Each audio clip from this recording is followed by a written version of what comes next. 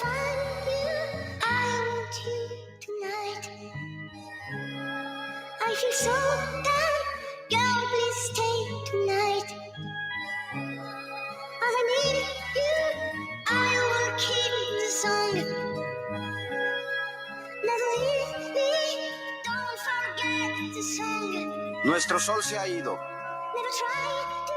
Nuestro sol se ha ocultado y nos ha dejado sumidos en las sombras. Pero sabemos que volverá a salir. I travel through the Aztec calendar ages. I speak the tongue of mystic sages. Escaped all your prisons and all of your cages. I live the evolution of human stages. From hunter-gatherer to great mathematician, I built the pyramids in complex position underneath the heavens. I left a map of stars, follow the red road. It isn't that hard, it just takes all of your will and the warrior skill. Never to spill the sacred blood that fills and courses through my veins. I carried all of the pain, I carry the heavy chain of a conquered people. For 500 years we have never been equal. Deported immigrant in my own land, neglected orphan who don't understand why their mom and dad hasn't come home for days. Hungry and alone, left in the days. Put your hand over your heart and repeat after me.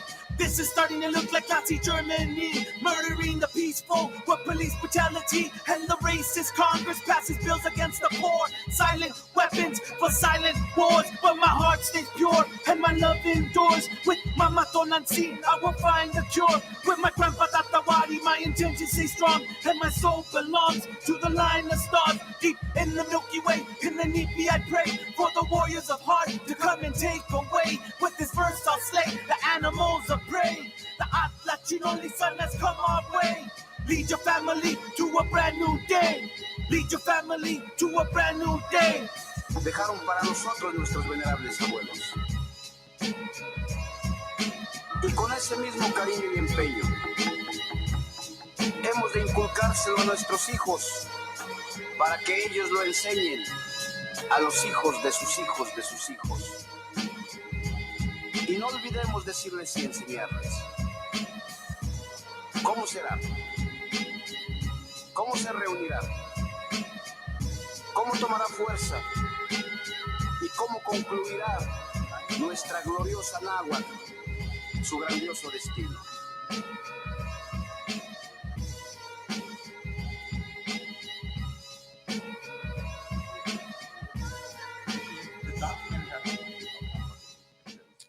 Yo, LA Natives Yo, Podcast. yo. Las Aslan Natives Podcast. What's up? Yes, today we are super excited. What's up, Sky? How you doing?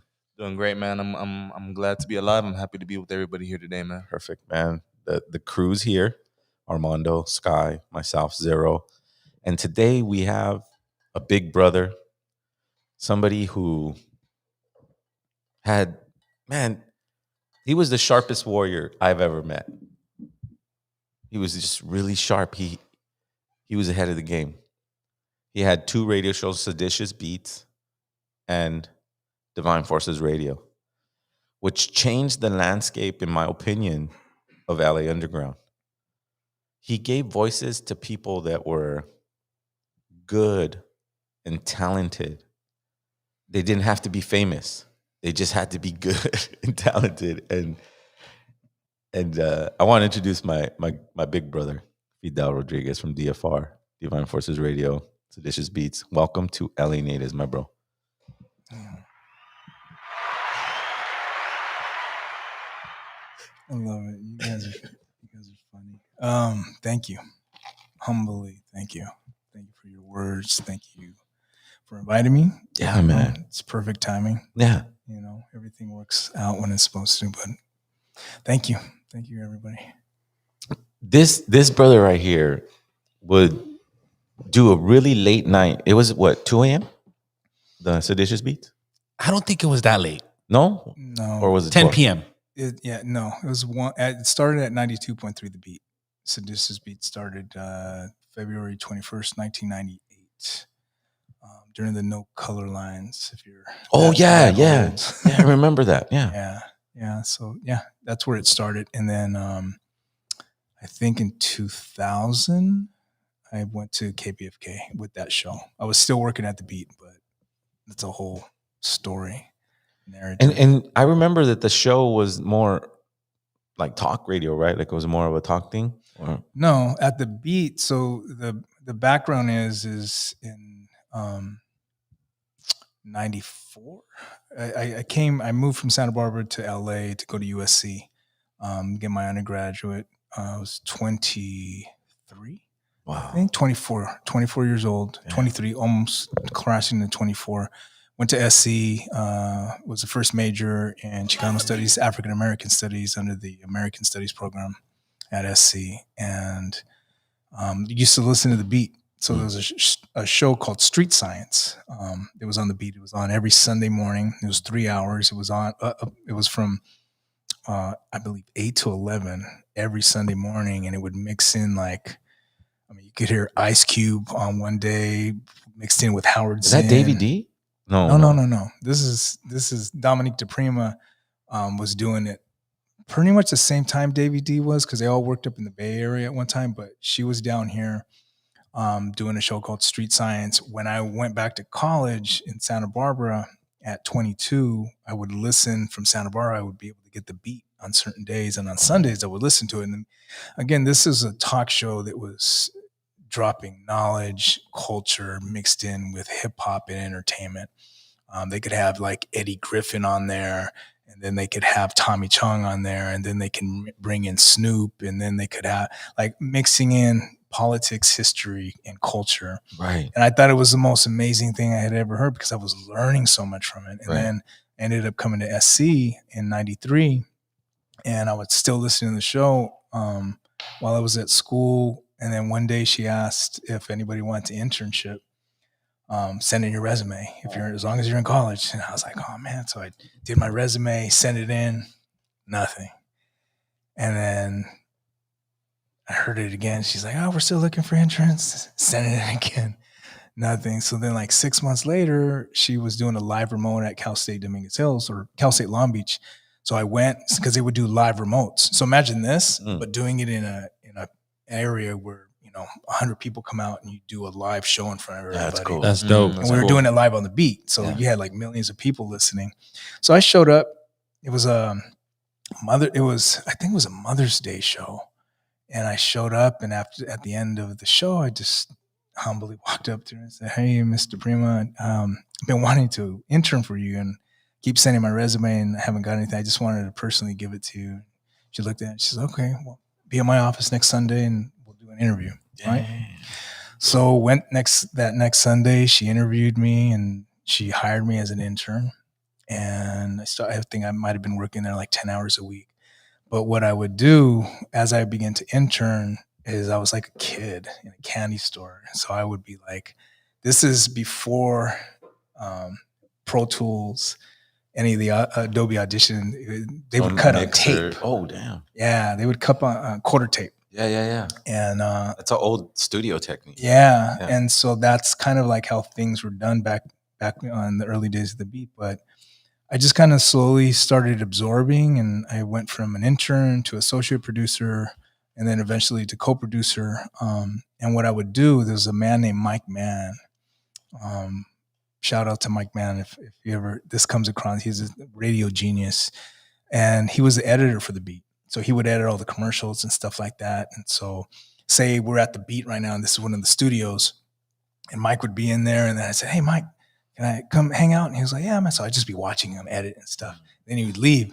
And I was like, I was like 24 years old, 25 years old. And I was like, I was going to stay here. I got my card key. I'm part of the Beat team. And I would stay from, 8 o'clock in the morning 8 o'clock at night till 6 o'clock in the morning. And then I'd go home. Yeah. And I just would teach myself and watch and kind of learn. And then I started to like come up with my own things. So like you saw me writing in this notebook earlier. So I watched this Jennifer Lopez documentary last night, right? About the making of that kind of like big music video she did. Uh-huh. And there was a gem in it.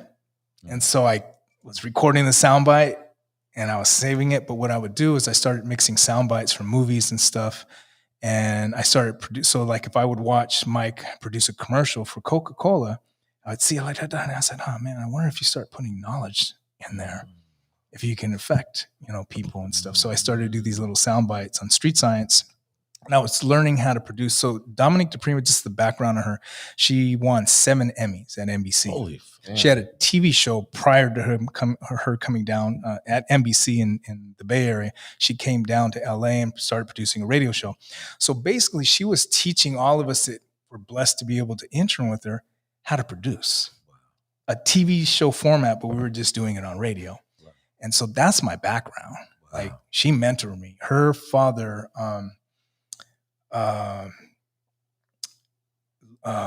Leroy Jones, Amiri Baraka, rest in peace. Probably one of the most profound writers in African American literature, historian. He wrote a book. If you want to know about the foundations of hip hop and blues, and read Blues People. Blues People. Incredible poet. That was her father, and her mother was Diana DePrima, who was part of the beatnik movement. They were revolutionaries. They were communists. So that was impacted in her, and she shared all that stuff with us as interns, as producers. She mentored all of us that were there. There's a few of us that were blessed to be able to go through there. But being at the beat, I just took advantage of the knowledge of staying. When you're no kids, not in a relationship, I was just studying. I was absorbing, and we eventually moved to the beat. So the beat used to be in Hollywood on Yucca Street, and then it ended up moving to Wilshire Boulevard, across the street from the La Brea Tar Pits. And while we were there, there was a lot of people. Julio G, West Side Radio was on there. Him and Eazy-E had started West Side Radio.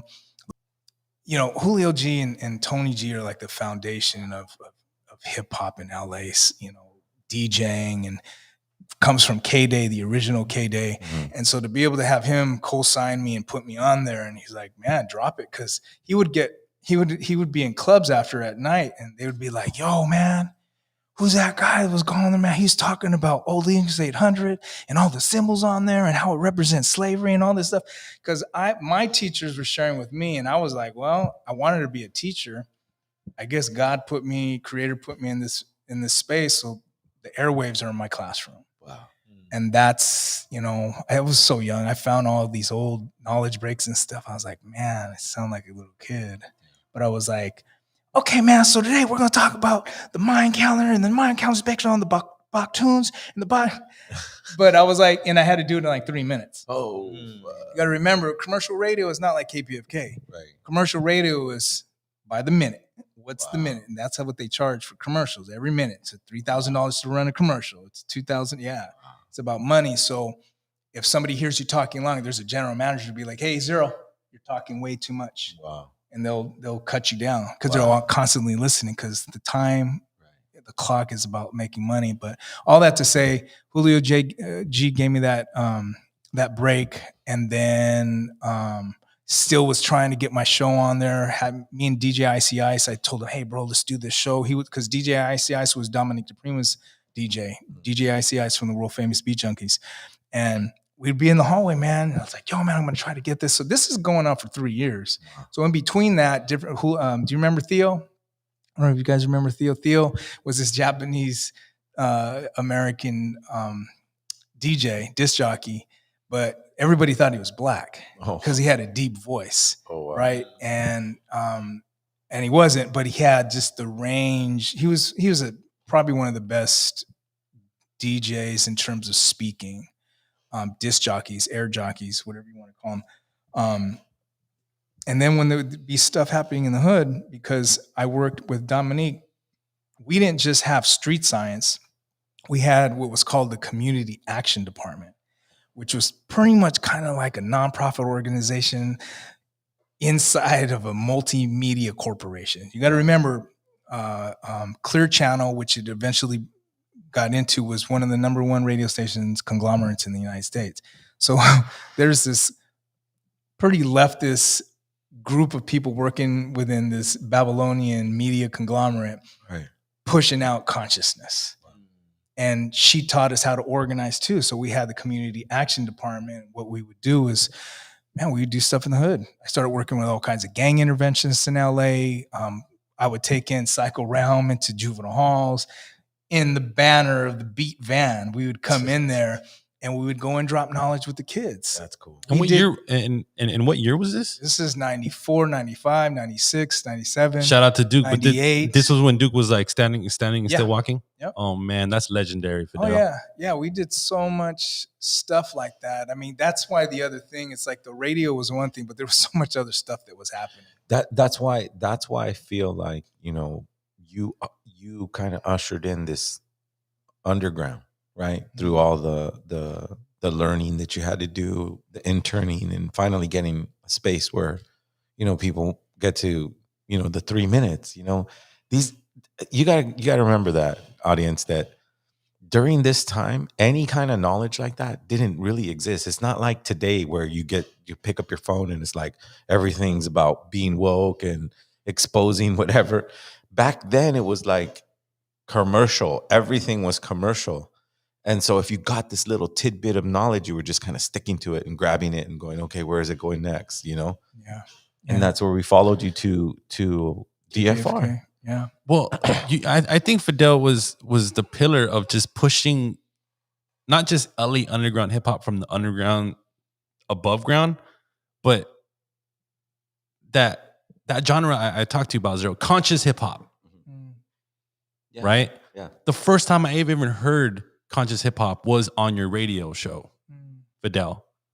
I didn't describe it as conscious hip hop at the time, but as I got into it more and more and more, that category always came up, you know, and not to pigeonhole anyone that, you know, falls into the conscious hip hop category, right, Fidel? Yeah. No, not at all. I mean, I think for myself working, so if we want to call it conscious hip hop saved my life, literally, because as I almost went to prison at 22, and I didn't. And during that 22 to 23 year span, somebody gave me the autobiography of Malcolm X. And when I started to read that, now I've been involved in listening to hip hop since, you know, the late 70s. I had football coaches. All my football coaches as a kid were either Mexican or black, and we would go to parties. And, you know, I remember, you know, Wayne Davis was my football coach, and we were at a black barbecue at the pad and pulled out the brakes, Curtis Blow, and, you know, we just always been involved. I grew up at the boys club, so I played sports my whole life: basketball, football, soccer, etc. And hip hop has always been, you know, connected to me in that shape. However, hip hop influences. I started selling cocaine at 16, 17. When Eazy was coming out, when NWA was coming out, and it's kind of like it shapes itself, right? All music is conscious, but when we're really starting, what the point I was going to get at is it being at the beat and also having a foundation of KRS-One, Leaders of New School, Lighter Shade of Brown, et cetera. All these musicians, all these groups that I was listening to simultaneously when I was learning about my history for the first time in my life. Right. Those first 22 years was I was traumatized. I had started drinking. I had first gotten arrested at 7. For stealing, I had started drinking at 12. I started selling cocaine at 16. I was extremely violent, right? I had, you know, gotten in tons. I got, you know, 18 stitches on my face in fights, and just a lot of different things. I was wounded, and I was rageful, right? And I didn't roll with a gang or anything, but I was that kid that was bouncing off the walls. And when was the aha moment? When did it just when did you see your mirror? When I was 22 years old, on my 22nd birthday, I went out and I blacked out and I put 3 people in the hospital. Damn. I had 3 felony batteries. I was caught on videotape. There was no way around it. And Creator came in and gave me another chance. Wow. And during that, the last thing I wanted to do as a 22-year-old was go to prison. Right. Man, you know, it scared the hell out of me. And thank Creator, thank my ancestors. They brought some mentors, and people came into my life. Attorneys came into my life. I got to experience an attorney where most kids that I've worked with don't have. You know, I say not just an attorney, a private attorney who knew the DA, who was able to get me off with a couple misdemeanor batteries, which was my wake up call. And then the Malcolm came in. It was like all together. Well, yeah, you carry memories. Like my mom was a janitor for 25 years in Santa Barbara, man. We grew up poor. We grew up, I grew up in overt racism. Like, those of you that grew up in LA and live in the hood or something, you're around your people, even Yeah. though things are messed up. But then if you grow up in an area where maybe your block or your 2 blocks is in poverty, but then you go to school with kids that are driving BMWs and Mercedes Benz, and their homes are as are as big as your school. Wow. You go into their kitchens and the kids are like, "Oh man, what kind of meat you want?" What do you mean? I said, "Well, this freezer has the chickens, and this freezer's got the fish, and this is the red meat." And you're like, Wow. "Damn, man, I got government cheese at home." Right. So Yeah. these belief systems about ourselves, I used to think, I used to think being Mexican was indicative of being poor. Right. I didn't want it. I wanted to assimilate. You know what I mean? I said, man, everybody I see that's got a nice home is white. So why do I want to be Mexican? This is me as a teenager thinking these things, right? And so all that to say, back to the hip hop thing, and is that when I was at the beat, I was listening to all this music. I was like, man, this is whack. This ain't what I'm listening to at my house. This is not what all my homies at school are listening to. This is, so for 3 years at the beat, I was knocking on the door. So finally, the guy that says yes or no got fired. Oh. And this Italian woman comes in. The guy that got fired was a Latino from Guatemala. He's like, I don't understand the purpose of your show. I don't get the idea or anything. So he gets fired. She comes in, says, I love it. Damn. Yeah, shout out to Michelle Sanasuso if she ever gets to hear this, but she was a big program director in radio. She gave me the chance and I took that show. She gave me the time slot. I picked the date. I was in Mexico in 1997 visiting my father's birthplace in Michoacan, a place called Ibarra, Michoacan. And I envisioned this little boy with a hunapku on his thing while I was in the mountains in Michoacan by myself and with an American flag upside down as a distress signal.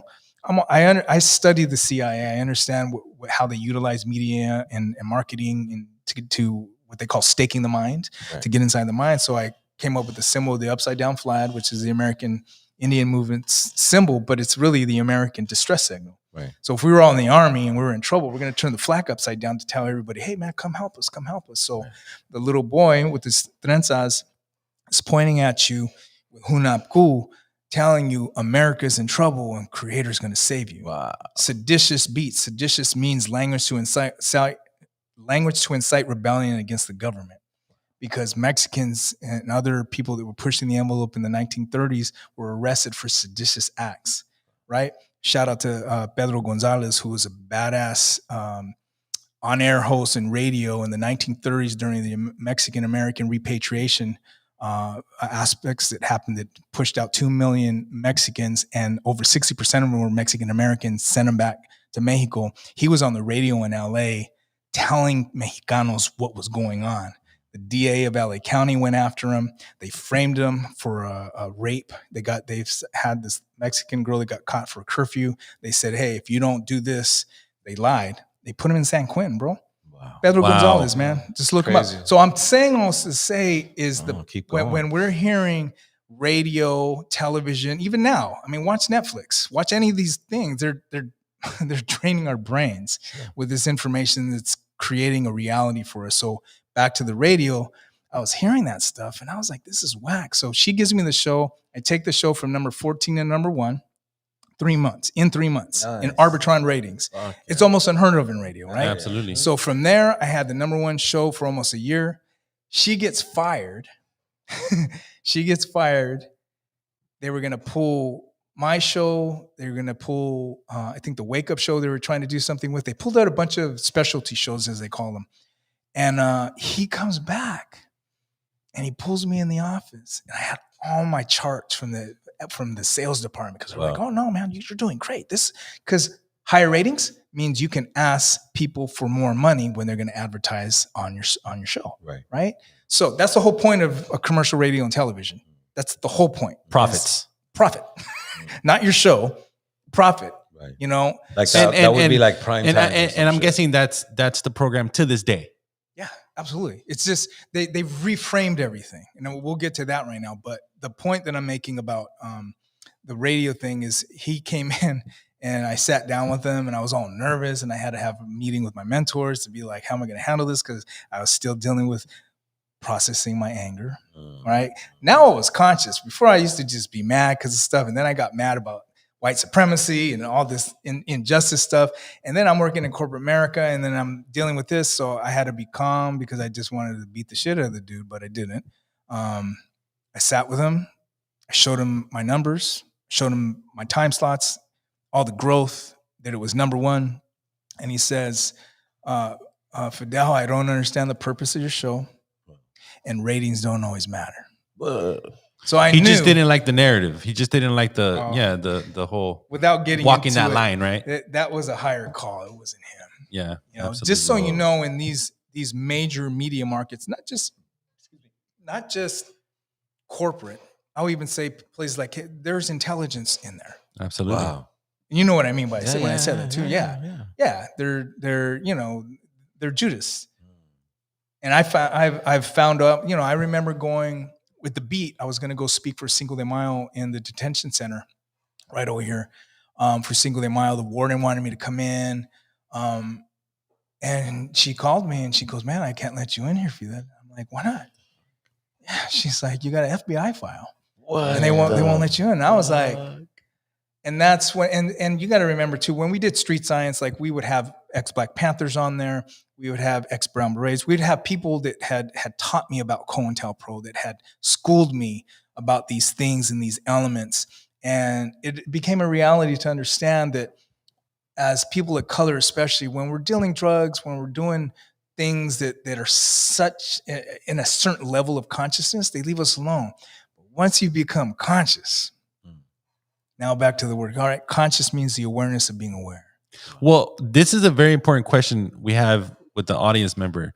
They're asking you, Fidel, wasn't in the 90s, wasn't most hip hop conscious? Oh yeah, absolutely. There was a shift that happened. I think have you all seen that that interview with Busy Bone? Busy Bone, yeah. What did he say? He said something about like, having a secret meeting and they were going to move hip hop consciousness into like gangsters and drug dealing. And that those people would, the people at the meeting were going to be investing in private prisons.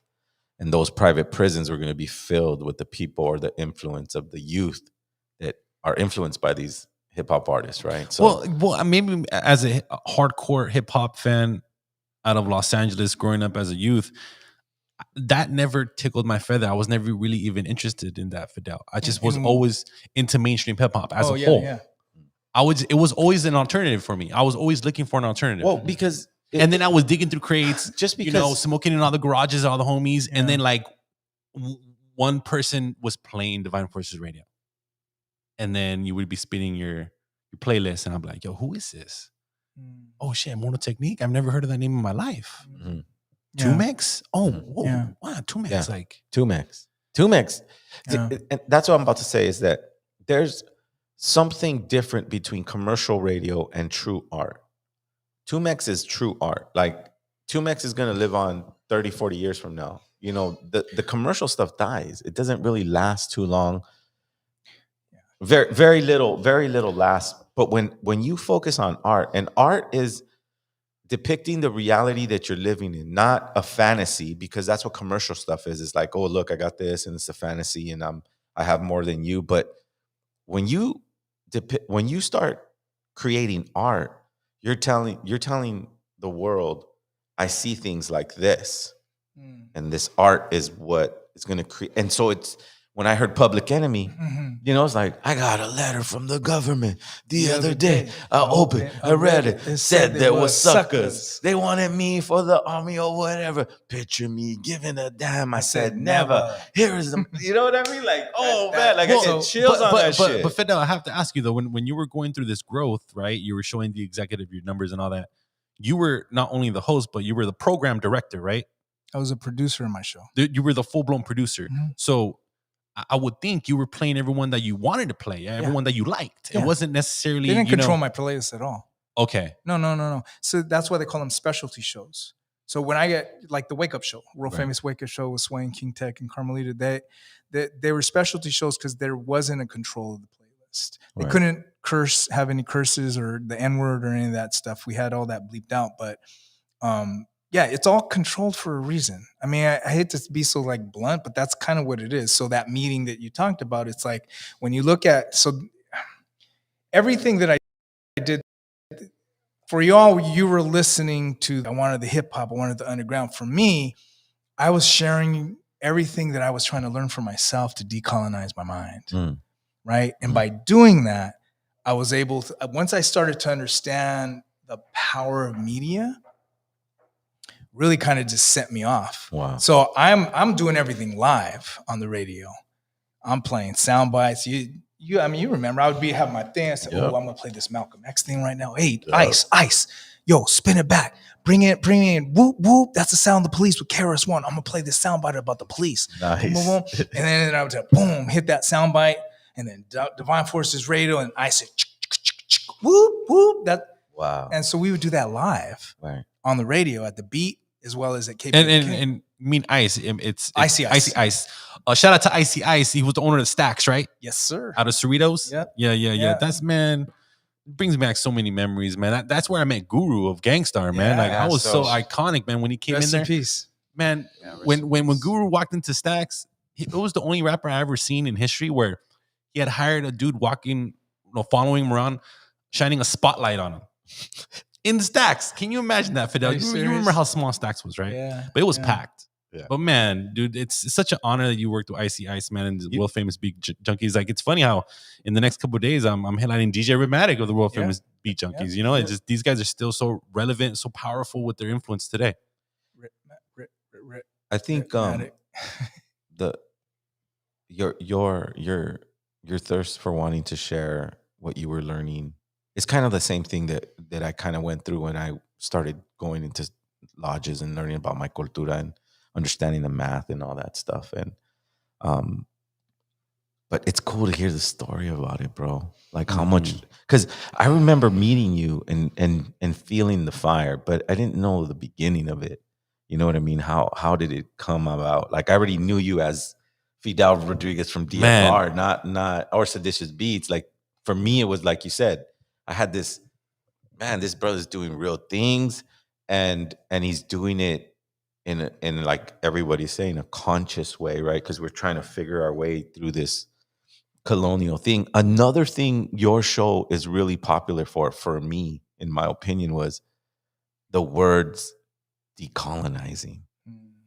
Yeah. That was a lot. That was like almost a theme. The whole time that I listened to DFR was like, decolonize your mind. What was that? What did that mean? Like, what the fuck did that mean? What is that?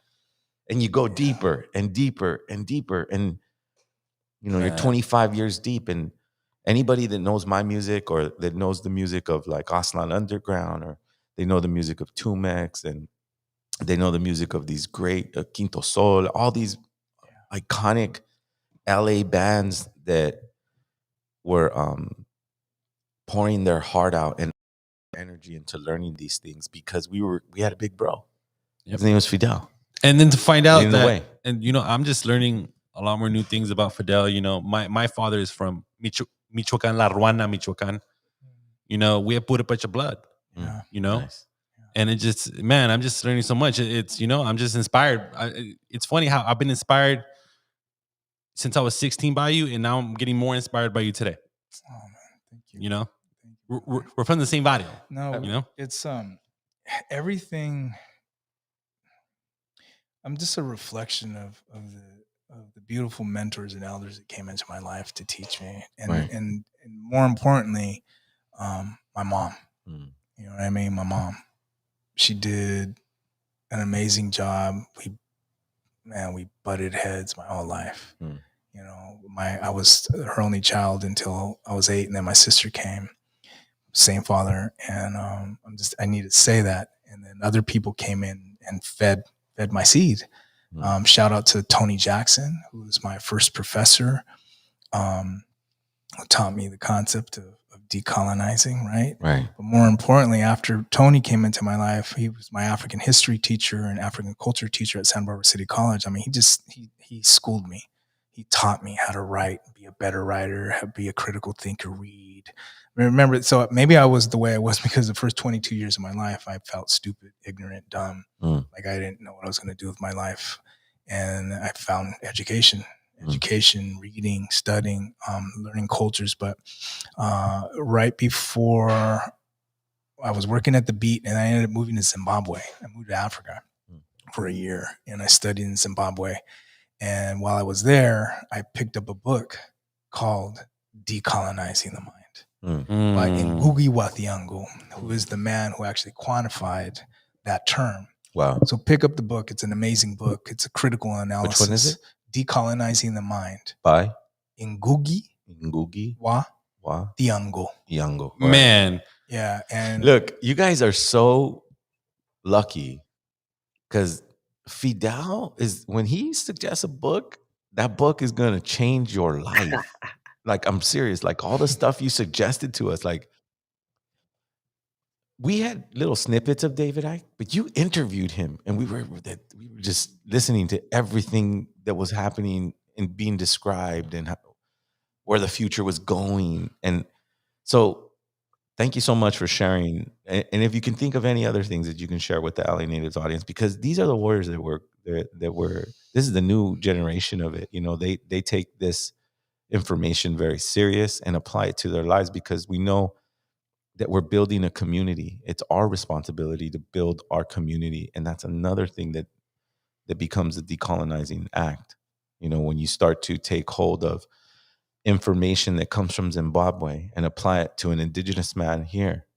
Because when we destroy the colonial narrative that we are separate, that it's just wisdom, then we start to grow beyond any white supremacist or any colonizing ideology, because we start to recognize wisdom, not colors, not shape of face, not how long I've been here. It's wisdom. Wisdom is wisdom. Damn, this is an amazing conversation. Daniel, I know you've been hearing everything. No, brother, what do you think about I'm so impressed, man. You the things I never knew Fidel's backstory. As long as I've known him, Is he on mute? you know, this is the first time I've heard of like his first 22 years, man. It's kind of like, now I understand why we're kindred souls. Daniel, can you do me a real quick favor? Log out and log back in for me, Okay.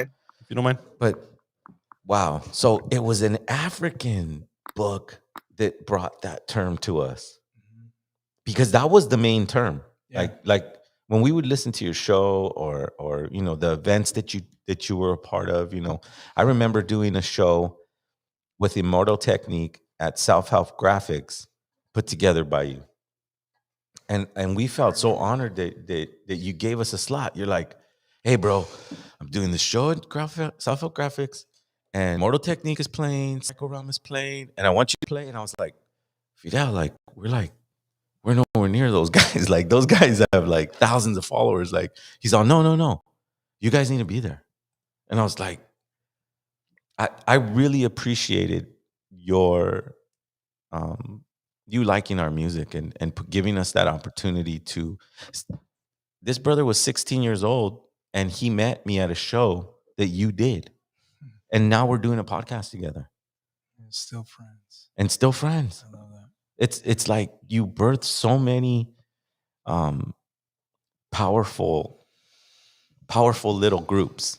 You know, like little warriors. You and too, Ruben, if I could add in, Fidel really connected us to John Meany. You know, the like your work is on Day of Destiny, because he had met him. It's first. not forgotten, and it lives in my heart, and I'm sure it lives in a lot of the audience's hearts, and anybody that listens to El Vu. We would not be in your ear if it wasn't for this brother right here who said, "You guys are fucking dope," and just interviewed us on his very, very popular radio station. So I just wanted to personally thank you on air for that. I'm still going. I'm still a solo artist. I'm still, you know, I have a vegan restaurant in East LA, and you inspired a lot of change with your relentless research and sharing it in such a cool way. You know what I mean? Thank you, man. I appreciate you. Humble me. Nah, bro, that's true. Yeah, I think this is a good called to bring up a proverb, and it is an African proverb, but it's Mr. Jackson taught me, and it never left me. It says, "Each one teach one." Wow. And that's what we do. We share. How old are you? It's 25. 25. Yeah, we share. Who knows what you're going to do with the information? I remember I was friends with Monster Cody, rest in peace, and Monster Cody and I were talking about colonialism, right? And he had broken down.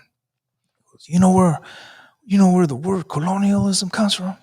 I said, nah, man, break it down for me. And he said, man, what's the root? It's Cologne. That's Cristobal Colon. That's where colonialism comes from, brother. I said, damn. Whoa, heavy. So when you're talking about, right, we're looking at colonialism as the epitome of Western civilization and the material consciousness that we're living in today. And so to decolonize that, man, is to deprogram yourself from that, because the first thing they took away from us is the belief in who we believed in. Right. The whole concept. Like when I do workshops with people and I talk about the paradigm shift that happened with colonialism, I said, well, just imagine your religion at the time, your livelihood was based on a system that was connected to the earth, that was connected to the cycles of the moon and the sun. And that was taken away. And then you were beaten, you were either, you submitted or you didn't to this new belief of believing into this man whose name was Caesar Borgia, was this image of God. Mm-hmm. Which was a white man, right? He was Pope Borgia's son. You ever watch the Borgias on Showtime? No, I gotta check that out. Yeah. So the Borgias Right. was loosely what The Godfather was based on. So we're talking about Machiavellian principles, right? That was stuck into fear. Right? Machiavelli said, if you're going to rule society, he had told this to the prince. You're either going to rule a society by love or by fear. And what would you choose? And they chose fear. And that's kind of what came with this concept of the Borgias. The Borgias is crazy. You watch it and you're like, damn, that was a pope? That fool was gangster. Wow. His son is the image of, his name was Caesar Borgia. So you imagine this. So that was when the shift happened. So, I mean, it's just so deep when you start unpacking the consciousness, more importantly, the language. Because a lot of the things that we are all dealing with today are based on the I concept. I remember living in Zimbabwe and I was studying Shona, and Shona has about 376 dialects of the language. There's not one word for I. It doesn't exist. Wow. So like if I'm going to say goodnight to you guys and goodbye, I'll say Ticha Onana. It means we will see each other again. Oh. How did you sleep last night? 0. Well, I slept well. If you slept well, I slept well. Okay, thank you. Every day. Everything. So somebody asked me, how are you doing today? I said, I'm doing great if you're doing great. It's like the English language, the Spanish language, they're all ways of communicating. But when you start realizing like, damn, man, we didn't even have words for gender. It's kind of deep. Right. Right? Yeah. We also, another thing to try to digest is that we didn't even have a name for race. You know what I mean? Like an African guy would have been like, oh, there's the African black guy or anything. It would have been like, oh, here's a man. What was he about? Right. But when they imposed their narrative on us, then and everything changed. That's when they came is more like, oh, you're Chinese, you're black, you're Mexican, you're whatever. And then the destruction happens. But there was an interesting thing that I think Immortal Technique brought up in one of his interviews, which really kind of caught my attention. Well, in this show, I try to use books as references to truth, not truth. Truth is experience. You got to experience truth to know truth. And it's impossible to kind of get a hold of that understanding. But what I've been really, really working on is studying the 4 agreements and really finding roots of truth, right? Truths are experiences that we have in our DNA, We have experiences of rage, colonization. So when the narrative starts to be explained to me about how Europeans came here and changed things, I start thinking deeply into my own self, into my own cellular memory, and understand that the torture came and was imposed on children, not adults. And then Technique started talking about the plantations that would breed children, right? Whether they were native, whoever was submissive, they were going to start breeding them and, start. And you take that information, and while, what, was it only 20 years they did that? No, they were doing that for quite a bit of a long time. I say 200 years, maybe Centuries. 250. So when you get to that stage, we can understand on how the blow of colonization to our mind really sinks in. Because if we start reading a book and going, oh, wow, they conquered grown adults, it kind of gives us that, I don't know, shame. Like we couldn't defend ourselves. That's not the truth. The truth is they stole children. And it took a system of doing this because people were fighting and resisting during the time. We all know that they lie. Not one thing they came with was truth. Everything was a manipulation of dominance, right? So truth to me is what we seek, but we can only find here, right? And it only matters to you at the end of the day. My truth isn't going to be truth to you. Your truth and your information and your research and your experience and your ceremony and your communication, your connection. I learned all this. And again, my audience probably knows that I'm going to say it again. By going into a fasted state. Like I stay in a fasted state all year. And so what that does is it gives me a deeper connection with my cellular memory. Because my organs are in a state of kind of staying still. So what else happens? The memory comes back. Not clear memories that you write down and go, this is truth, but the memory that has me at 200 pounds, 156 push-ups a day, focused on eating at 7 p.m. and only then, focusing on my nemotemi for 5 days fasting, letting go of what I lived and going into the future. I'm in the cosmovision of our ancestries by practicing what I've learned, the very little grains of salt that I found. All this information, bro, is like our mission, Yeah. And I just, again, this is, like I said, you guys don't know how lucky you are to have Fidel Rodriguez sitting right here sharing anything with us, because I really forgot how deep you go, brother. DFR was a portal, bro. It was a portal that really opened up minds. And look what it did for careers, You're a special man, brother. Oh. So what's up now? What are you doing now? Just enjoying my journey on this planet. Right on, brother. Yeah, enjoying my company when I get to be around other people. Yeah, I'll say I'm in a good place in my life. That's good, brother. Yeah, working with kids still, working with youth, foster care youth, just trying to share what little I know. That's it. Share my love. Share my love with people, heart to heart. You really changed lives. You did with your show. It was, and then even in your presence, if anybody got to meet Fidel Rodriguez in person, they would really shake the hand of a very firm human being. Somebody who had his both feet on the ground, and was ushering the way of a new warrior society, a place where we're going to fight for our truth through our lens, through our lenses. You know what I mean? Right here we fight the colonial perspective. We're at war with the colonial perspective that imposed greed, a false spirituality, a disconnection with the very thing that we should adore, which is Mother Earth. Yeah,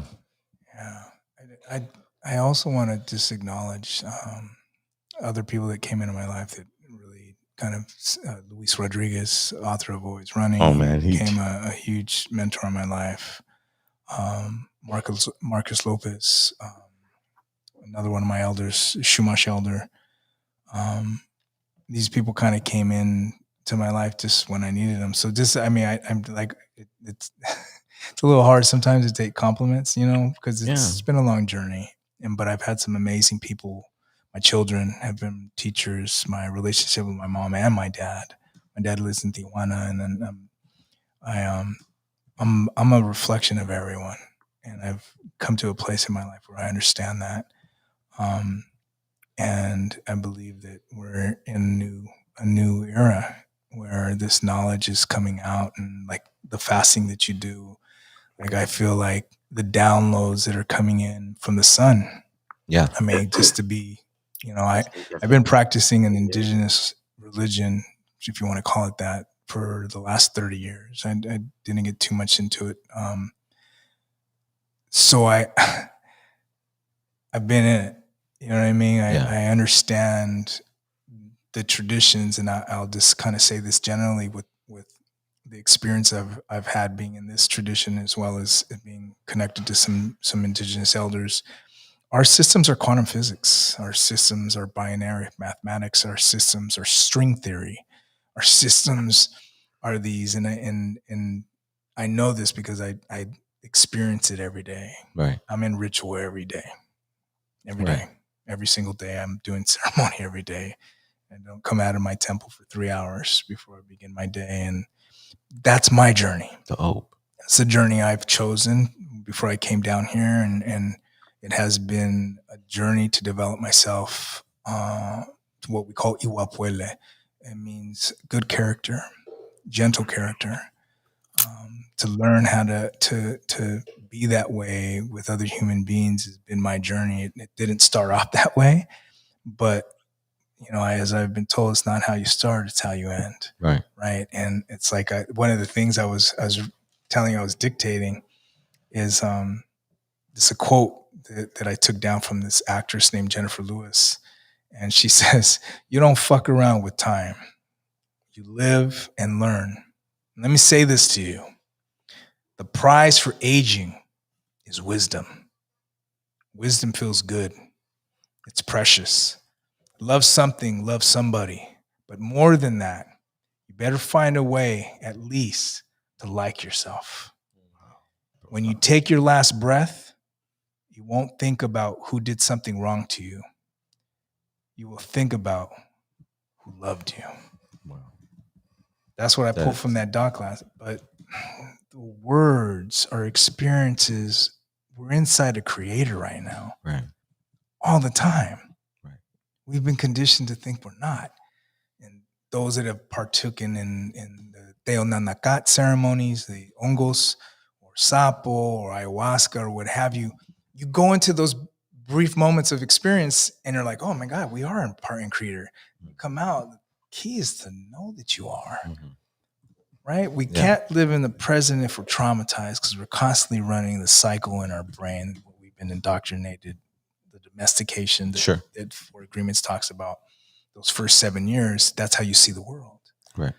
So I believe as we get older, we begin, if we want to heal our wounds, we have to begin to peel those back so we can be in the present moment. It's just kind of like a kid that's been traumatized. If anybody's listening, this is a teacher and you've taught students before, a kid cannot, his cognitive or their cognitive brain cannot think and learn if it's in the fight and flight response. That's why kids can't pay attention. They're just like all over the place. Back when I was growing up, they didn't have trauma-informed lens. They just thought you were crazy. There's something wrong. Put him in special ed. He can't sit still. They didn't know that you just had the shit beat out of you by your dad or your mom or something happened, right? Right. So all that to say, that's the beautiful thing now. I think you look at the language. So kids now grow up in schools where, you know, the teachers know oh man, they're traumatized. They've been traumatized. So some might say, oh, it's just semantics or just making, yeah, but now there's a consciousness behind understanding, right? Me and my sister can have conversations with my mom or my dad, and they might go into patterns of behavior, but we're in a place now where we're like, you know, I always say, you think you're healed, go hang out with your parents. Yeah. You think you're healed, go hang out with, you know, if you're in a relationship, you're always going to be tested because you're working on yourself. Right. You know what I mean? Yeah. And I think we're in a beautiful time. We're in the sixth sun. Mm-hmm. You know what I mean? We're in a place where from at least my understanding in learning from elders in Mexico is it's time to clear the shadow off of the soul, which means let go, Right. let it go, Right. let go of the resentment, let go so you can grow with the shift that's happening. There is a shift happening. Right. You know what I mean? It doesn't matter if you look at it through Western astrology or the Mexica calendar or the Mayan prophecies or any of these. Time is happening now. It's time for us to step back and step up and let go. And it's the hardest thing to do sometimes. Right. But if you really want to go on the healing journey, you want to evolve into this new form of human beings that are going to be, it's time for us to let go. Right. You know what I mean? And work on ourselves and we're going to live a good day. And that's what the audience, what I try to explain here in the audience, or what we try to share here as a group, is that letting go is being uncomfortable with something you're not really familiar with. You know, it's, you know, people will really, once you look at your mirror, you start to realize like, whoa, I'm comfortable here. I'm comfortable, you know, giving up my rights. I'm comfortable with, you know what I mean? Like, it's just comfortable for me to do that because I feel safe, right? Until they tell you can't go to the restaurant, until they tell you can't go do this and can't do that. What we experienced in the past few years, I don't want to get too crazy because I don't want YouTube to get all crazy with it, but I've never experienced that, nor has the world experienced that type of, you know, domination where they're telling you can't go out to eat, you can't do certain things, you have to stay in, you know, over something that hasn't really been, still to this day, concrete put a finger on, and was it this and that and the other. That's for everybody else to debate. But my point is that when one takes control of themselves, that's why what I'm trying to do is be an example to my community that there is a way to have power over one's self by implementing from food, spirituality, ceremony, art, all this together becomes yatonal, right? All of it together. There's not just, everybody goes to their mind and they go, I gotta feel my mind because my mind's been traumatized in my mind. But so is your body, your nervous system. That's not, those are connected to your mind, but they're different parts of it. What I started learning from eating mineral foods more and fasting is that I took hold of all those things. My nervous system, my stomach, my will, all these things. And then I started adding the sacred math, because I do 13 push-ups 2 times, that's 26. And if I do 2 sets of 26, that's 52. I'm using the number system now. I'm using the food, I'm using the number system, which feeds my spirituality, which feeds my art. That's how I'm breaking colonial perspective, because I don't eat meat, I don't drink beer, I don't even eat 3 times a day. I fast for 5 days every year. That's already destroying what someone who's comfortable giving up their rights is doing. Because if they do shut off the lights, if they do challenge me in that way, I know I can survive eating 1 meal a day. I have that discipline. I believe that that is the path to freedom. No papers, no declarations, no United States anything is going to say you're free now. Because as you can see what's happening in the world today. What's happening in the world today happened to us. Yet it's in prime time right now. Prime time happening. taking land. I mean, I saw these shots of people being forced off their traditional lands with guns. I almost had a traumatic experience going, wow, I saw this is what happened to us. Pioneer people just come in and get out of here, guns, killing. Wow. Still going on. So the only way, like you said, is to work on oneself, to follow the wind and the shift that the universe and the earth is taking us, because ultimately that's what controls.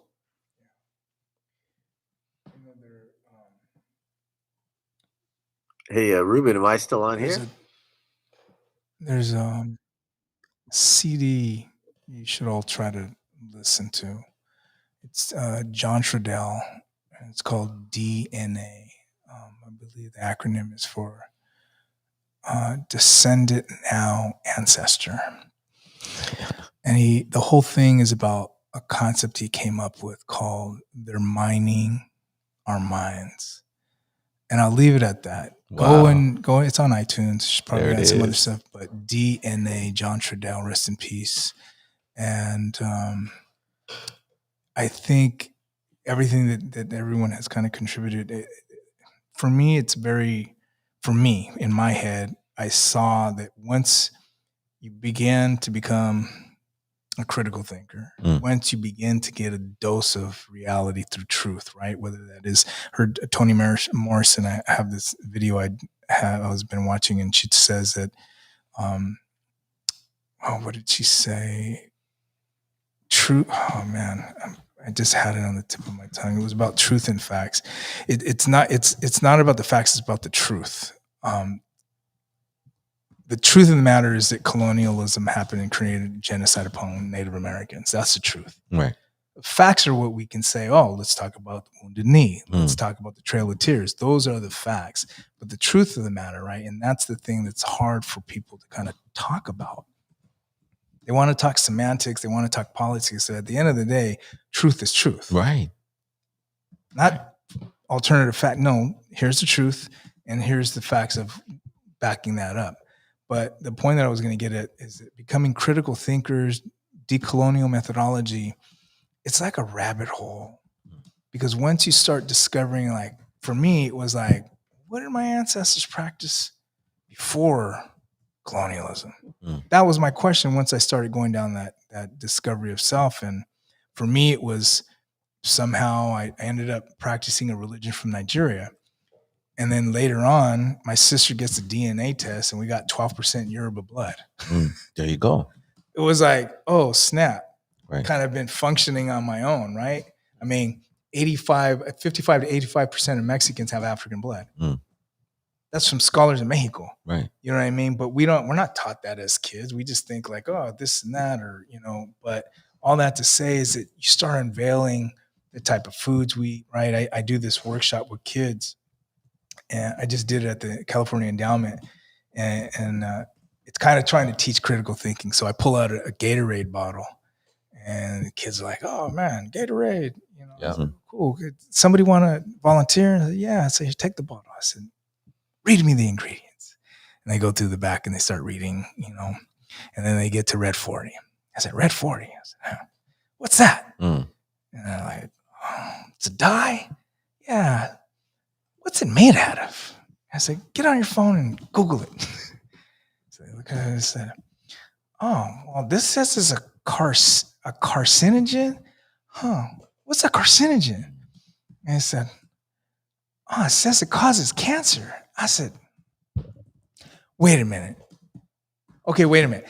You're telling me that the ingredients inside of Gatorade has this dye called Red 40, but you're telling me the Red 40 is a dye that it's a carcinogen, meaning it causes cancer. Well, what is the red dye made out of? It says, oh, it said it's made out of petroleum. So, what's petrol? Gasoline? Oh, snap. Wait a minute. They're putting a gasoline product inside of Red 40 to make it red, and we know it causes cancer, and we're drinking it? And the guy's like, oh, and I said, well, I was drinking it when I was a kid because that's what they told us to do. That's what the commercial said, because that's what Michael Jordan drank. right? That's critical thinking. Now, here's the point of this whole thing. Now you have a choice. Whether or not you want to drink that, that's your free will. My job is to give you the whole truth and then let you figure it out. It's not my job to tell you to decolonize your mind. It's my job, I think Socrates said, is I cannot teach anybody anything. I can only show them how to think.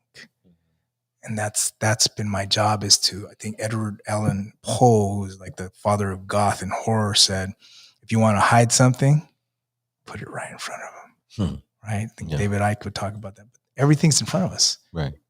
Whether you watch a movie, whether you watch the news, whether you read a billboard, where you read the back of a label, they have principles in the hegemonic, the dominant world, the colonial powers. They have to tell the truth. The problem is they hide it. Pull out your $20 bill. Who's on there? Well, let's find out who this guy did. Go to Mount Rushmore. Oh, shoot. This was actually a holy temple for the Lakota people. I said, damn, they put 4 people that murdered the blacks and the brown and the natives all together and said, here, we're going to put it on there. Right. It's right in front of us. And I'm from Santa Barbara, and my mom's Mexican in Chumash. And we grew up in a neighborhood with a street called Indio Muerto Street. My whole life. Wow. My whole 22 years.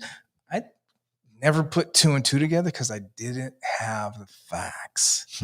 I didn't know the truth. The minute I read the Malcolm book and I took that class with Mr. Jackson, and I started devouring stuff, and then it was like, oh shit, that's this dead Indian. Oh, yeah. Right. Yeah. Carl Jung, the behavioral scientist and therapist, said, who studied in Africa, who studied native traditions and archetypes of consciousness, said we have to make the unconscious conscious. That's how we evolve, right? That's what consciousness does. So somebody might be traveling near your store every day and not even know what it is. And then someone comes and starts breaking down health to them. And then, or maybe they have cancer or something, and they start reading and this and that. And then they go by and like, oh my God, they have fresh juices. They're organic. I said, how long have you been here? 5 years. Oh my God, I live around this corner. I've never even seen it. Right. Because their consciousness wasn't open to it yet. Right. We have to, all of us, open up. I'll leave this last point. James Baldwin said, and you'll like this, he said, the artist is like the lover. If I love you, I have to make you conscious of the things you don't see. That's the role of the artist. Yeah, exactly. That's 100% point blank. You know, and someone told me a long time ago, he's like, dude, I really like your music. He's all, I could tell you go into like the spirit world. It's like you go into the spirit world like the old medicine men. Are we all good? You know, the old medicine men, they come back from the spirit world with the songs so that you can recognize the sunrise, so you could recognize the sunset, you know, so you could recognize the birds and the trees. But they have to go into the spirit world to get those messages and that, and then tell truth. You know, whatever that is. One thing I really was. We should bring Daniel in because I'm sure he wants there's something wrong with his audio. I think Daniel's gonna have to call in. Somebody one said, thing. Remember, the revolution starts with washing the dishes. but Fidel, what your radio station did for me was understand competitiveness when it comes to emceeing, though, and being professional and being put on pressure at that moment. Because what I noticed, what you did, you used to have fools freestyle or spit verses live on air, right? And I would think as a host, you wouldn't just ask anybody to do that unless you felt that MC was like ready for that moment, right? Like I remember, like I would tell Zero, like the first time I heard Victory of Elvu was on your radio station, and his freestyles were so profound, it was just like mind-boggling sometimes, you know? How was your experience with that? Like putting MCs to the test? Like I would think it's like the what Sway does, you know, he kind of pushes MCs to the limit. Did you feel like you would be pushing MCs to the limit, or the guests that MCs you would have, you would just automatically know that they were just so dope that you wouldn't even have to question their talent? I mean, it just depended on the guest. There was always, the show was 3 hours long, and a lot of people would come through. Sometimes, sometimes I didn't know. You know what I mean? But when my show got taken off at the Beat, I started doing knowledge breaks. It's called the Seditious Moment on the Wake Up Show. And so I was obviously also influenced by the Wake Up Show and how they did stuff. My thing was a little bit different. I think we called it Circle of Divine Forces was one of the names we had for that thing. And for me, it was more about getting a message out to people. Yeah. And if you had the skill base, and I mean, if you didn't, that's on you. Yeah. You know what I mean? We knew, like. Did you have some MC stumble live on that? You're like, man, I should have never even invited him. But I never, no, man, I don't think it was anything like that. I would get more, I would get a little irate with my DJs if they were playing a song that I just was like, yo, not on this show, bro. Nah. Like, I specifically would select my songs. That's and cool. I always expected, I gave them the open round. We had Icy Ice, DJ Counter-Strike, DJ Breeze, and DJ Orator were my main. DJ Curse would come in and now and then kind of be there. And we had so many, DJ Melody, Julio G, Tony G, they all have been through the show to spin. DJ Revolution, shout out. But my whole thing was about, I don't know, man. I saw it as a ritual. It's like, let's get into the hearts and minds of people that are listening. Let's give them some medicine. That was and you did. That was my intention. And you did. And it almost seemed like all the right artists just kind of fell in your lap. Like, when we let go of control, it ain't us. You may think it's you. Yeah. It's not. No, I agree. No, that's the mastery of like Toltec wisdom, is to let life guide you, right? Because even sometimes when life is telling you to let go of something, whatever it is, it's life teaching you, and our attachment is what causes suffering. Absolutely. So when we let go and let the wind go where it needs to go, and you go where you need to go, that's what we in our old age learn, the process of life, right? Like that's, Remember Chuck D? I interviewed Chuck D. Hey, brother, can you hear me? Yeah. Yo, finally, our guy Daniel is on the air. I know you've been just waiting to talk. I know you've been hearing this amazing conversation, man. Like, just give us your input on it, man. Well, first and foremost, man, that Fidel's talking about this unraveling of the shit in Spanish, man, is so right on time. Like, because we're raised in this English world, and then that's like, 150 years. You speak Spanish, and you go back 500 years. So you just start to go back in time. It's like, he's right. I remember him telling that story about Dead Wetzel Street. I'm like, what the fuck? That's a store. That's a street in your town? Yeah. That says a lot about your town. The beautiful thing about that, Daniel, is in 2020, because of the Black BLM movement, we got a call, myself and Marcus, from the mayor, and they wanted to change it. Wow. So we did change it. It's called Hutash Street, which means Earth Mother. Nice. So Shumash. Yeah. So just interjecting with that, but go ahead. This brother's beautiful. That's the way it should be, brother. This should be a happy ending, because that's what you're basically. You're in a line with the universe. The universe is coming down and it sends you in that spiral, and it's like, man, it trips me out that I remember printing that shirt, and now I'm thinking, that's what you meant. I remember that, the spiral there, the little hippie kid with the braids. Like, oh man. One movement and no, right, Daniel? Do you remember how you heard, like, when I was 16, when I met Fidel, he was wearing that shirt, bro. It was bizarre. Yes. I was unfamiliar with the symbol. Well, I'm so caught up in life, being in LA. I was a criminal. Right. I was a hardcore criminal. Me and my twin brother, we grew up in Cerritos, Downey, but the districts split us apart. They didn't even want us to go into the same schools there. That's how bad we were, bro. Brother, but if the system is fucked up, you did the right thing. Hmm. Think about that. Yeah. You were just ahead of the game. Well, You know, it's just, you look at you were Fidel. You were me. You know, the thing that tripped me out. He talks about Santa Barbara, and he's right. You know, where he lives, you're living right next to these people that live in a different world. Now, I live further north, and the further north, it just gets more extreme. But you know what's interesting is that we're from here, though. We're the original people. We're like cactus in the desert. And so, in this time, and especially when he's talking about the spiral in the universe, the sun is sending a new frequency, and that frequency is affecting us. And it's affecting all of us, not just the white, or the black, or the red, the yellow. It's all of us. We're all from the spiral. I mean, to add to that too, we're coming up on the new year. You know, and if you understand that, you take the cross. You know, you take the cross and you put it upside down, and if you make a circle around it, it makes the shape of an egg, and that egg is the form of our Earth going through the galaxy. 1144 years.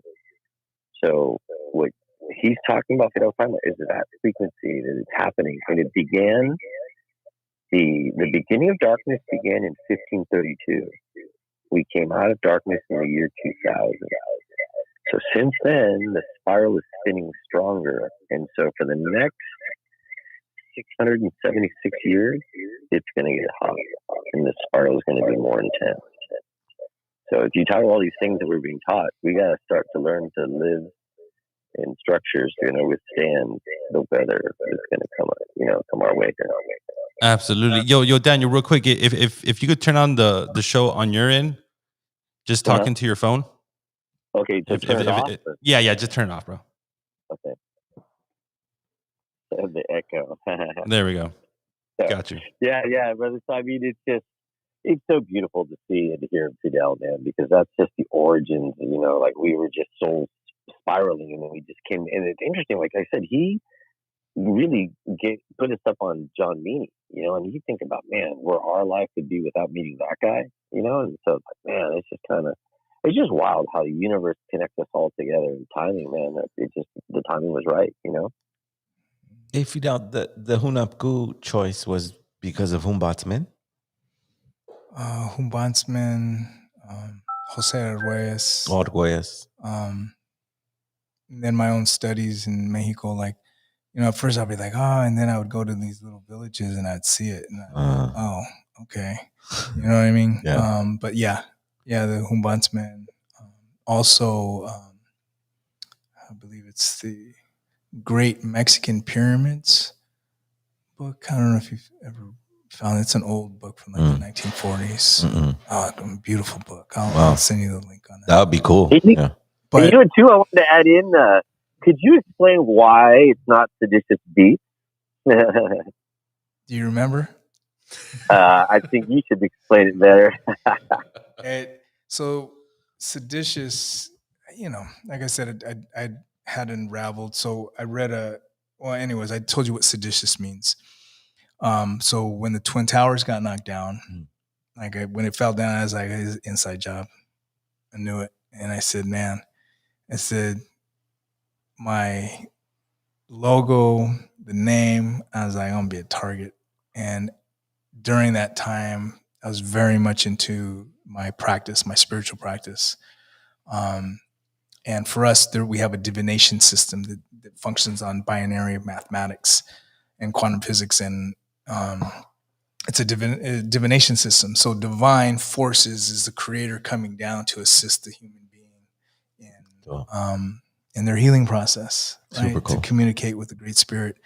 And that was the Divine Forces radio. Dope. So that was the meaning. And I said, I always knew, because, you know, man, I would consider myself a radical when I was in my 20s. Yeah. I remember we had Duke and Jack from Psycho Realm on the beat. And one night we did a big show at Fay Dodo's. I think remember Fay Dodo's back in the day at Pico. And they came on the show after, man.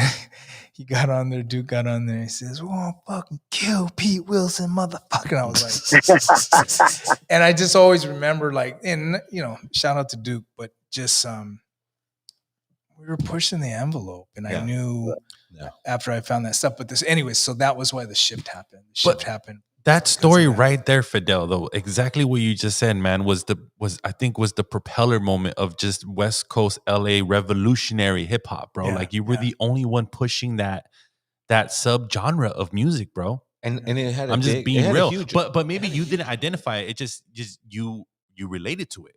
Am I right? Fearlessly. I think and it had a huge audience. It had a huge audience. You had like an audience that you would have on the. That was, I think that was a subgenre. I think Fidel was like maybe the founder of. I think promoting revolutionary hardcore underground hip hop for myself in LA. Yeah, I will bring in Michael Mixon Moore. Have you guys ever heard of Michael Mixon Moore? No. So look him up. Michael Mixon Moore, rest in peace. He was also at the beat earlier than me, and Michael Mixon Moore used to like play Farrakhan speeches on the beat, with hip hop and spinning, and so I never really got to hear a lot of his stuff, but I know there were people doing stuff. But just so again, back to the point, is that when you become awakened to what is happening in the system, right? Whatever journey got you to that point to be awakened, and you're an artist of consciousness who is just pushing the envelope, study COINTELPRO. The Black Panthers were systematically dismantled. The American Indian movement systematically, they killed all of John Trudell's family. Yeah. And he did nothing but speak. Yeah. Yeah. That's all he did. Yeah. And he burned his house down with his wife, mother-in-law, and kids. Yeah. And that's one person. That's not even getting to, and I say that to say is that's the power of us becoming conscious. So we should be very conscious of what we put out, our choices of our words, the vibration, the tone, how we do that. And I think that just comes through life. We practice, we learn. I don't speak like I did when I was in my 20s. I don't speak like I did in my 30s or my 40s, as I shouldn't. I should keep learning. I should keep practicing. I should keep understanding. And I hope young people that are listening to this, it's like you have so much power, but you have to gather that knowledge and information so you understand it. One of the things John Trudell, what I wanted to get back to with the Minding the Minds, is he was talking about being coherent, that the system doesn't want us to be coherent. When we have coherency, we're able to speak clearly about what is happening. We see with our third eye. We see with our open consciousness. We're in communication with the ancestors all the time. And that's when we become maybe a little bit, maybe the system becomes a little bit scared. But you know what? I'm a belief that we are immortal. Dope. Yeah. Yo, Zero, the viewership is at an all-time high right now. Daniel, the chat is lit. Yo, subscribe to the channel. Make sure you guys like the video, share the video, comment on the video. Is going to help us on the algorithm. We got Zero, we got Sky, we got the legendary, epic, iconic radio host of Divine Forces Radio, Seditious Beats, Fidel Rodriguez. Bro, I'm just starstruck right now. Yeah, no, his story is amazing too. It's the same, but just a little more passionate. It's kind of amazing. I do remember you mentioning. You're the one that put on Immortal Technique out here in LA, bro. I could say that right now. Yeah, it was you. And that's my guy. That's for real. Yeah. We just did the 10-year anniversary, right, Zero? Yeah. That was cool. Beautiful. I mean, and I hate for to put people that take credit and stuff, but I feel that way. And he quite possibly is the most biggest influential revolutionary rapper that I know personally. Outside of Dead Prez, the homies Dead Prez, what I'm saying? But that was hardcore hip hop, bro. I just don't understand how they just didn't shut off your radio station when you were putting them on live, Fuck. It wasn't only him though. He was putting on so many people that had and if I'm not mistaken, you hosted a concert for him, right? Like way back in the day, and it was just a lot of people came out, right? Yeah. It was possibly maybe his first headlining show, if I'm not mistaken. Yeah, and I'm trying to remember what did we do. Was it in Watts? Yes, I think. I think Yeah, we did it in Watts. There was a lot of Is shows that's we the did. Project Sweatshop event? Yeah, I think so. Do you remember the one you did at Self Help Graphics on Gage? Mhm. That Yeah. one was crazy. Was that the Karis one? No, that was Because we brought Karis one that was to Self Help us. as well. That was us, Psycho Realm, Yeah, and Immortal. and Immortal. But Karis wasn't on that bill. No, Okay, you so brought Karis one. When was it? Thanks taking. At Self Help? At Self Help Okay, Graphics on the okay. upstairs in the hallway. Yeah. You I know, remember you know, that. you know how you mentioned Luis Rodriguez? Like, Uh-huh. I don't know if you were connected to this, but Luis Rodriguez fits in my heart because he took us to the mountains once in Malibu. Were you connected to that? Which With John place? John Densmore from The Doors? No. Oh, No. dude. Okay, so Is he good? He's good friends with him. yeah, Yeah. we had just formed Quinto Sol as a band, so we played this really small acoustic gig for it was three guys. It was Luis Rodriguez, John Densmore, and some other dude. And we showed up and we played there and we did our thing. And then John Densmore goes, "These guys are great. Why don't you bring them to the mountains?" And that's when I met Luis Rodriguez from Always Run, the author from Always Running. And yeah, it's crazy how we're all connected, bro. We're all connected. Like, I mean, literally, we're inside a creator. yeah. Hey, It's amazing. Hey, Daniel, Great Daniel, you know, Daniel sometimes says I'm the new Fidel. I hate when Daniel says that, man, because you know now Fine. Fidel's here, dude. Like when you were telling me brother. that, Gotta like almost pass like the there's been buck, 6 episodes live. You're like, yeah, man, you're the new Fidel, and now he's here. I'm like super embarrassed, but I No, see the brother. slight similarity though, you know, because like for me growing up, Your heart. yeah, heart's like I great. just been always an underground hip hop. I'm just not educated, you know. I'm a high school dropout. But you know, WordPress Brother, but changed my life. WordPress back in SEO, Google changed my life. I'm just a self-taught individual. Me and my brother, we just learned from scratch, and then you know, we just bought but some dude, domains. We were domain brokers at one point, and then you know, we're devoted to underground hip hop. We're like, yo, there's no outlet that's promoting, you know, raw underground hip hop. Why don't we just start a blog? And then now Yeah, we're but you like give the us number one life, search brother. blog in the world, you know. And That's then we throw events, and then like I'm tapped into my indigenous roots, you know. some Hello. intelligence. It just, but it was all driven from listening to your show and teaching me how to just be a free thinker. Yes. And I you think are a that I good think that's the brother. term. I think that's the term that kind of like relates to me the most because hip hop is hip hop. Like for me now, being you know such a hip hop influencer, I can't pigeonhole artists into categories. Right. Are you trash? You're trash. If you're trash, you're whack. You're whack. Or if you're dope, you're dope. I think that's what hip hop is Right. today. Exactly. You know, I think the underground term, it's so vague right now. It's not even funny, especially you know with social media and how fast you know things go viral and stuff. You know, you were in a situation where social media didn't even exist, bro. So your voice was a lot more profound because you were Right. somewhat of an official gatekeeper of the underground in LA. I could only imagine, Fidel, how many artists were knocking on your fucking door, man. Hey, yo, man, spin me, spin me, spin me. But you know, I feel like you were just spinning what was truly in your heart. You know, your homies. Am I right? Or And it was always or true. artists you wanted to be homies with. More Right. the message that these artists brought. The music, if it was well produced and there was a message in, I'd play it. I mean, I got a lot of stuff that I didn't play. And I did. I had a PO box and I had stuff sent. I remember one time you're all, "Hey, why don't you and Elvu make a drop?" I was like, "What? What?" Like I still it was, have it. yeah, I have it somewhere. It's crazy. I was just like, "What is it?" I just want to say thank you, bro, for being you, for walking the journey that you had and awakening your inner tonal. That Opening the doors for a lot of people, man. He opened the Yeah. doors for a lot of people. a lot, He opened a for lot. a lot of people. Like he created a scene in LA that was like I haven't seen it since, you know, and that's I guess what we're trying to do here with LA Native, just kind of bring back that energy of sharing wisdom. That's what And you know what, dude? if I could Fidel was all people. That guy was all people, man. You know? yeah, Divine Forces didn't have like a indigenous theme or doesn't. I mean, we do here at LA Natives, but I want to change the narrative of what indigenous is. Indigenous is sharing wisdom.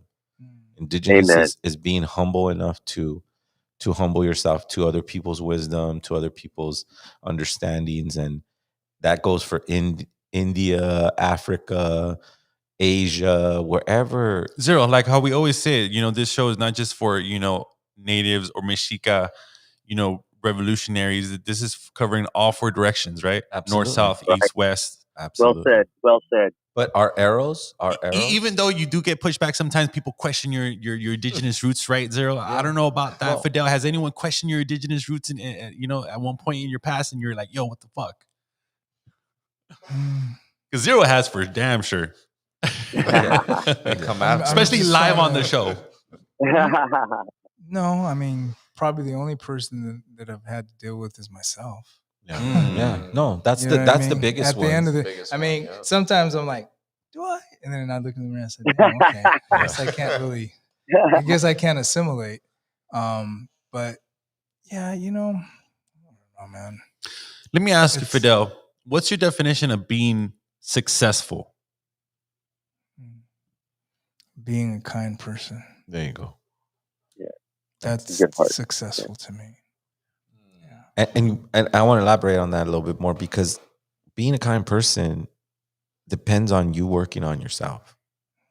Being a kind person doesn't come from being a flock of a Christian, group, or an African group, or a Buddhist group. But that's not it.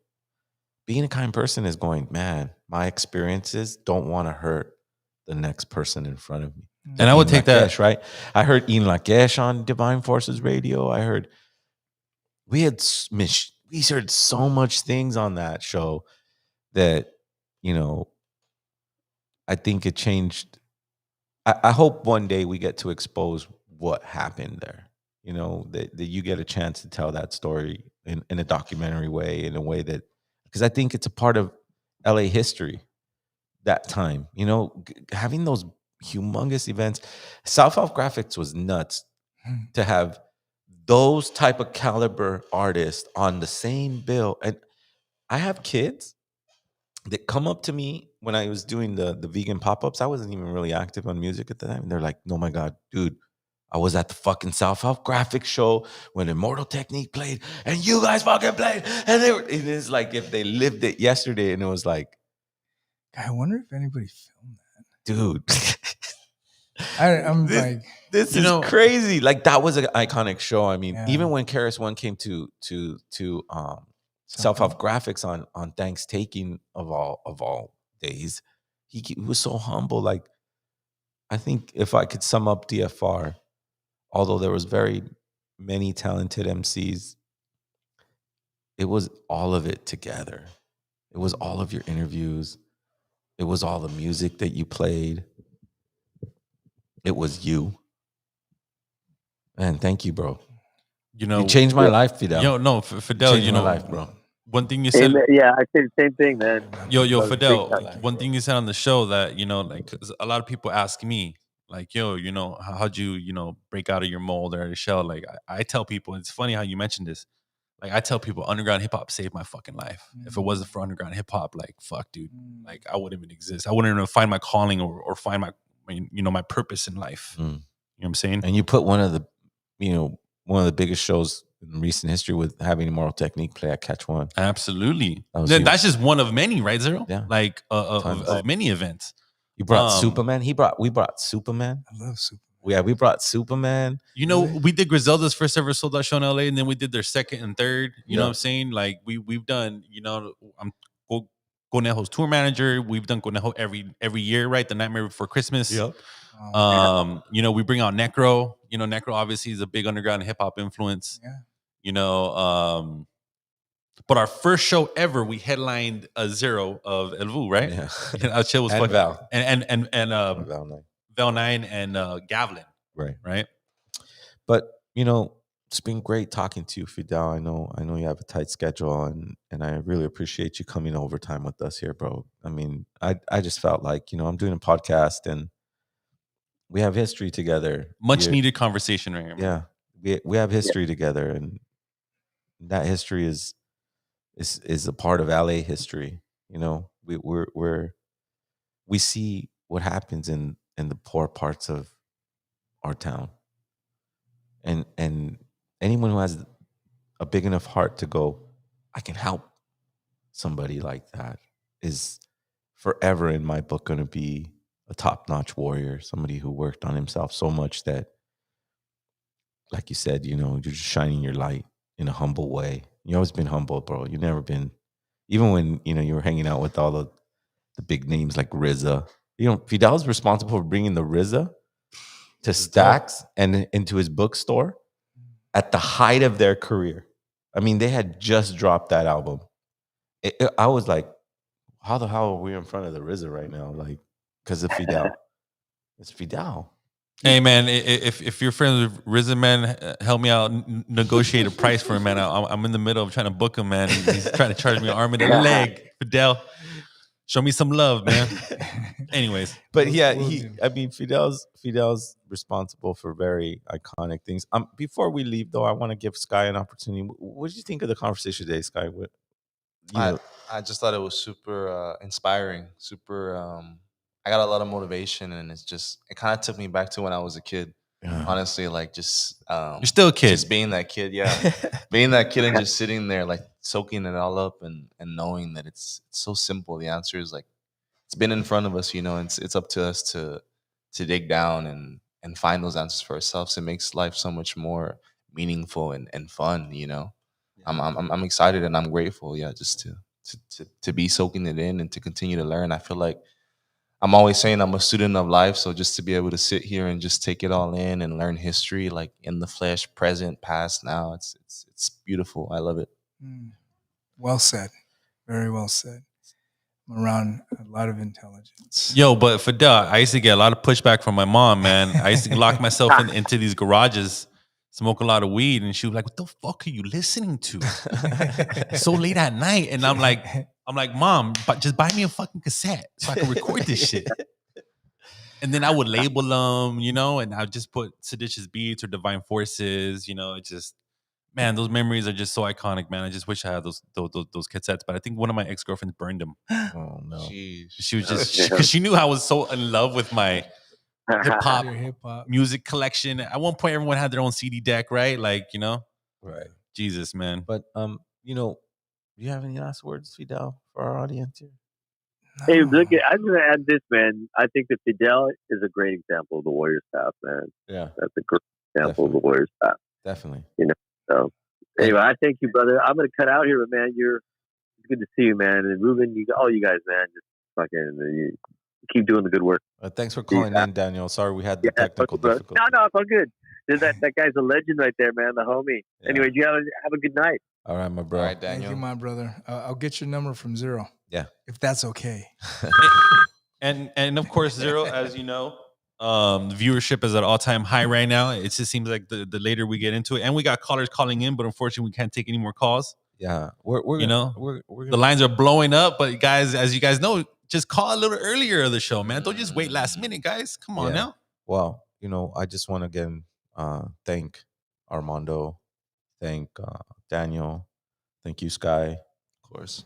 Thank you, Fidel, for taking the time and remembering our pact, right? Our pact to, you know, affect our community in whichever way we can. And I asked you, I was like, oh, well, maybe in a couple of weeks he can come. He's like, no, dude, I'll go Wednesday. I'm like, whoa, what the, like, it made me feel good, man. It made me feel like that you're passing the baton in some way, you know, and know that I take it serious, you know, when someone of your stature comes and says, hey, you know, I'm gonna share time with you and share my story with the audience that you've created. And I just wanted to say Tlazocamatli and thank you for all your hard work in our community and continue to be the beautiful warrior that you are, bro. Like the strong, firm individual that I met like over 20 years ago, man. You know, thank you for being you, bro. And to all the LA Natives audience, they got to experience Fidel Rodriguez. You know, look him up, look up his work. Divine Forces Radio. I'm sure you're going to find some things online. Any book that he suggested, go get it. Any CD that he tried to share with us. I mean, the brother's in a plethora of resistance against. The chat is a reflection of that, man. The chat is super just, it's in chaos right now, guys. Sorry about, you know, me not getting to everyone, man. But look, we just love you guys, man. Yeah, absolutely, To all guys. Thank you. LA natives, man. Thank you. Thank Yeah. you. Thank you so much, chat. And I mean, I usually have like a really deep kind of message to let go, but I'm just gonna let it go with just the energy of this room, because the energy is really high frequency right now, and everyone out there in the audience, you know what you're feeling. Take that feeling, put it into your heart, and know that you have the power to change things, because we come from the sun, and our mother is the earth, and our will is the wind. And no matter what oppression we lived, they can't erase us from our mother, and they can't erase us from our father. Eventually we'll find them. Eventually you'll find warriors. Go this way. Tazo Kamatli, un meteo.